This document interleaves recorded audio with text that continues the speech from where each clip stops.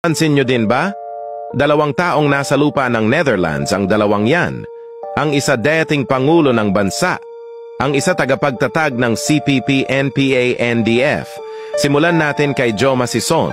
Sa mga hindi nakakaalam, siya ang founder ng Gurpong. Dineklara ni PRRD na mga terorista. Si Joma ay namuhay ng marangya sa bansang Netherlands at namatay ng marangya din. In short, VIP ng Netherlands. Sa kabilang banda naman si PRRD na dati nating presidente. At hanggang ngayon siya pa rin ang presidente sa isip at puso namin.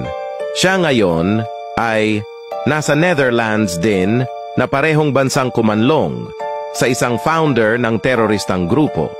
Kaya lang, hindi siya VIP doon, kundi isang preso. Ang kakakapagtataka ano kaya ang agenda ng European nations lalo na ang Netherlands sa bansa natin at koneksyon nila sa mga makakaliwang grupo? At bakit parang ayos lang sa kanila na makialam ang bansang yan?